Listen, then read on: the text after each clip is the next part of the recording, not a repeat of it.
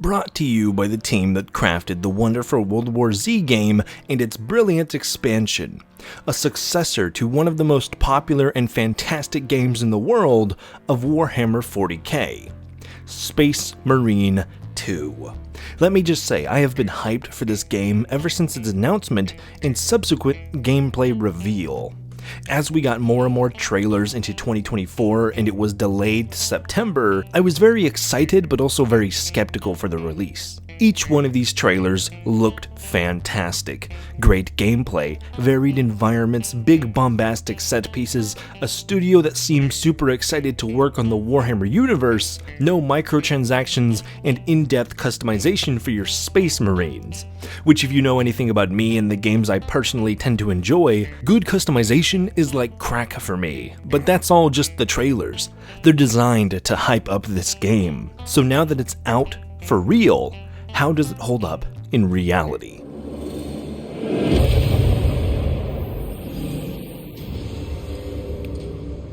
A lot of people coming up to the release of this game referred to it as Gears of War meets Helldivers, which we'll get into later, but a part of me was hoping that this might be my Gears fix until E-Day comes out, but it's not really anything like Gears. Yes, Space Marine is about big clunky soldiers with chainsaws fighting monsters, but that's where the similarities between the two games begins and ends. If you're expecting a Gears-like game, that's not what this is. Where Gears is focused on positioning, shooting, and the use of cover, Space Marine's gameplay is much more focused on a blend of melee combos and ranged attacks. Honestly, a bit like Darksiders 2, where you jump between combos and attacks very fluidly. But for the way gameplay actually pans out, it's pretty much God of War meets World War Z.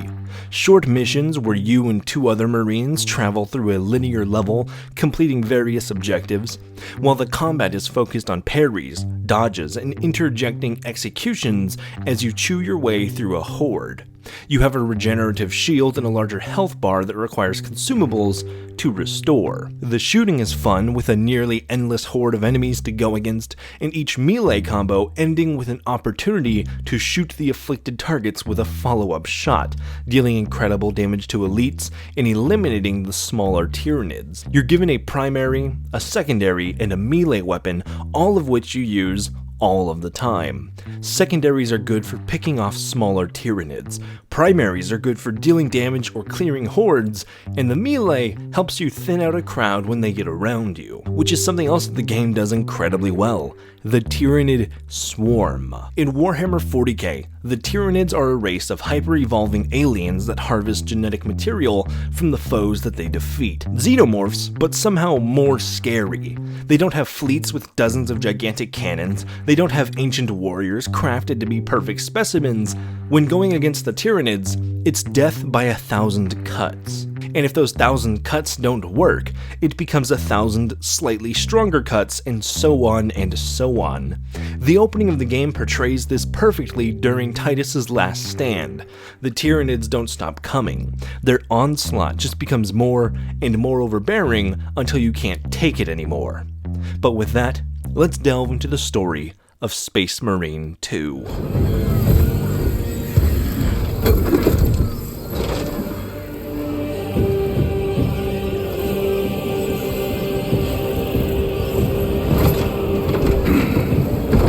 We are going to go over spoilers for the first game and the prologue of this game, but outside of the prologue and the introduction level, which is only about 50 minutes long, no other spoilers are going to be in this video. Space Marine 2 continues the odyssey of firstborn captain Demetrian Titus of the Ultramarines, who in the original Space Marine game had helped to defend the Forge world Graia from an orcish Wa, as well as getting into battle with heretical Astartes sorcerers. With an unnatural defensive ability against the heretics' attacks, Titus was taken in by the Inquisition under the suspicion of heresy. From here, he is absent for at least a century from official Imperial records, serving with the Inquisitors as a Black Shield Death Watch under a new name, his identity hidden from his battle brothers.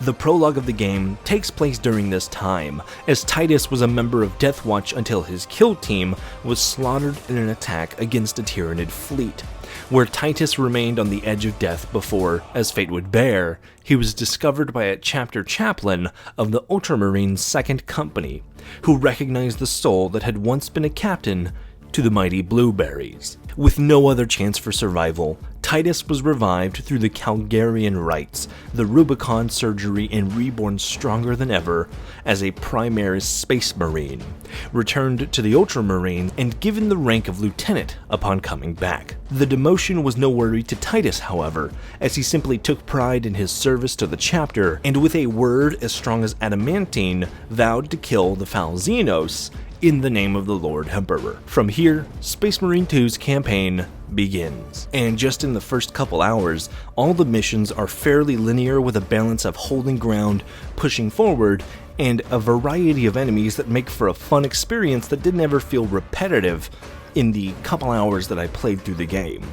A slew of weapons also helps keep it fresh, from heavy bolters to bolter carbines. Assault knives and chain swords really help you smash, murder, and destroy the Xenos in satisfying ways.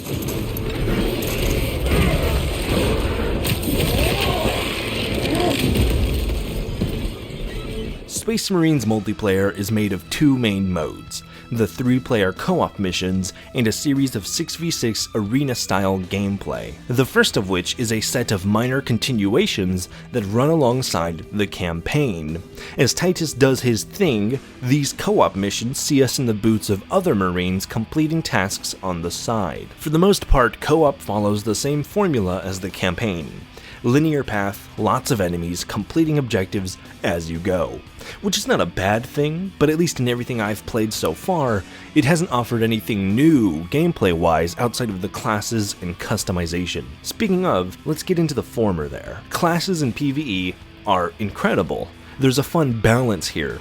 You have tactical Marines, your bare bones with a special scanner, Assault Marines that start with the jetpack and a rushdown focus, the Intercessor that scouts around and uses a grapple attack, the Bulwark wielding a shield to defend and gift shields to allies, the Sniper dealing a lot of damage but can't do a whole lot defensively, while the Heavy Aggressor wields, well, heavy weapons that chew through the toughest of Tyranid swarms with little issue.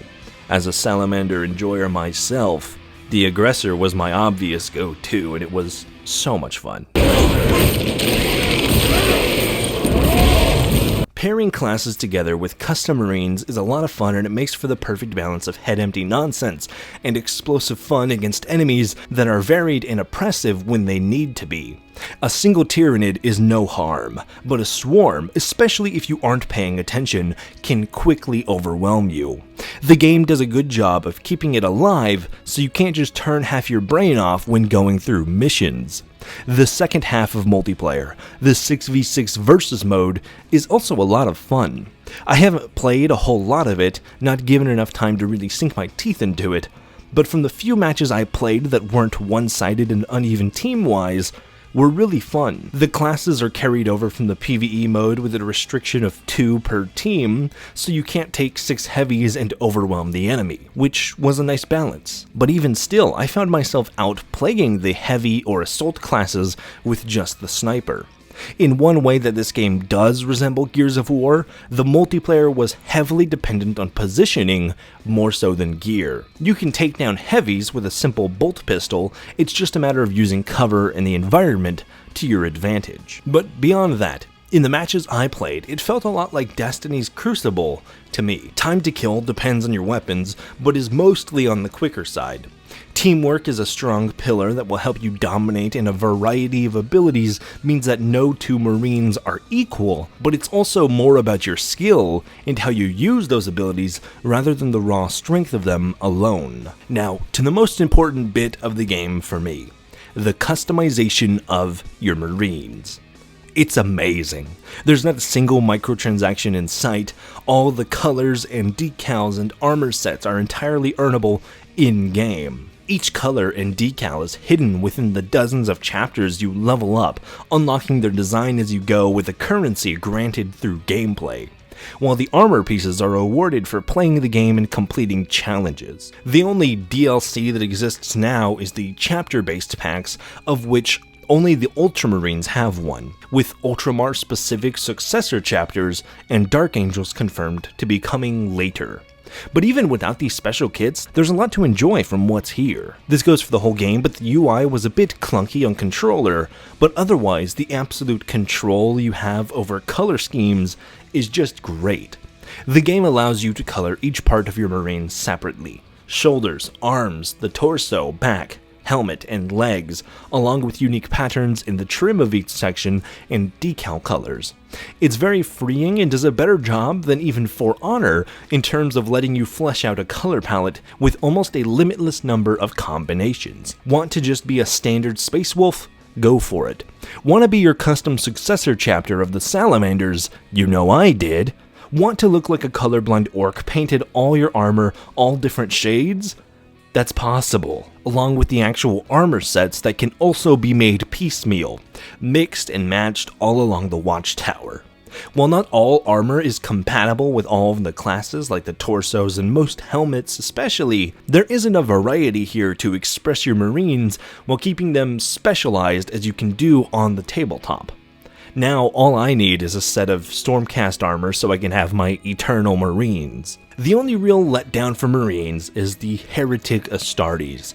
See, where the regular Marines are just typecast as the same dude with a different color armor and armor for you to unlock, the Heretic Astartes have a different legion of armor depending on the class. So instead of Heavy painted as Salamander or Sniper painted as Raven Guard, you have Bulwark Death Guard painted as World Eater, or a Night Lord's Assault painted as Thousand Suns. It's really disappointing that we don't get cool sets of armor for Chaos, but one can hope it will come in the future. But if you're a Chaos enjoyer, don't expect to get nearly the same level of customization options as the Loyalists are given. At least, not yet. I'll give you command of a small team to hit the staging tanks. 3 men, that's all I can spare. Brief them immediately. Yes, Captain. In just a couple hours of playing, I ran into a minimal amount of bugs, glitches, and issues, aside from being unable to connect to the multiplayer on occasion, which is a shame, but unfortunately was kind of expected with how hyped everyone was for this game. But aside from that, I had a very good time playing Space Marine 2, and am excited to keep going for even more. If you're watching this on the day it goes up, it's also likely that I'm playing Space Marine 2 on livestream right now. Come and enjoy it. But otherwise, I already feel very confident in my purchase and am having a blast with it. Will this game replace Helldivers or Gears of War? I don't think so. Helldivers has been on a downward slope for a long time, but that's not to do with the game on its own. I think it's just gotten stale for people. With Space Marine 2, it's fresh and new right now, but I'm not sure how well it will hold people's attention either after 6 months or so. But we'll have to see what it looks like once new enemies and gameplay comes out. Space Marine is a power fantasy where Helldivers are a dime a dozen. Space Marine is far more linear, and I can see it getting repetitive in the same way Helldivers had become. Will this hurt Gears of War E-Day? Also, I think not. Not only is there going to be a massive gap between E-Day and Space Marine, but Gears of War is just such a different game. Space Marine is wild and crazy and very much contains the DNA of World War Z, which is essentially just Left 4 Dead or Darktide. Gears is a cover-based shooter that relies on the environment and storytelling a lot more than Space Marine does. All in all, while people, even myself, might start giving up their weekends to play Space Marine instead of Helldivers, they are still different games, and if the realism of the shooting and the on-the-ground style gameplay is what you want in a game, Helldivers still does that better in my opinion.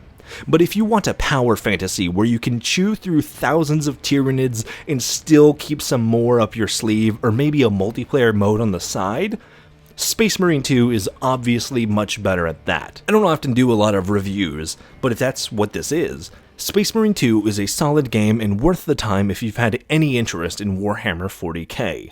Unlike many of the more extreme others in the universe, this is a hardcore and also casual fans' Christmas of a game. I don't like the number scores that we give to games and stuff. Let's just say, this is a game I played without feeling like I needed to turn on a podcast in the background. So, totally ADHD sufficient. Stamp of approval. And with that, we're at the end. Thank you very much for watching. If you've liked this, be sure to subscribe, share, and like the video. And if you want to support what I do here on YouTube, become a member or a patron and get early access to every single video up to a week early, with some extra bonuses like being able to read my scripts and see other behind-the-scenes content. And also, like always, if you want to support me in helping a good cause, pick up something from my merch collections linked below. Whether it's a shirt, jacket, apron, or a mug, each and every dime from sales are being donated directly to my local food bank. So get yourself an awesome, super soft piece of clothing while doing good at the same time. As always, stay cool, have fun, and be awesome. Buster out.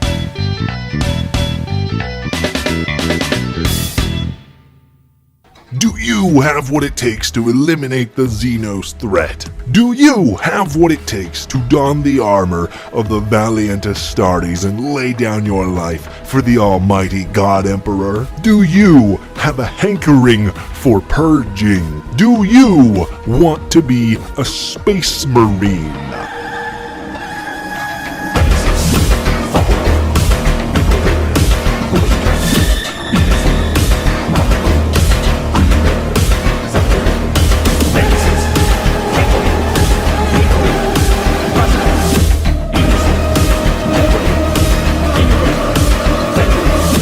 Then join us over on the Nexus Knights Discord or on stream as we delve boot first into the unloving, rancid, tyrannid-infested worlds of Space Marine 2 every Saturday at 9 p.m. Central. Join us for PvE, join us for multiplayer to challenge the foul heretic in open combat. Do you want to cleanse the galaxy? Then don the armor.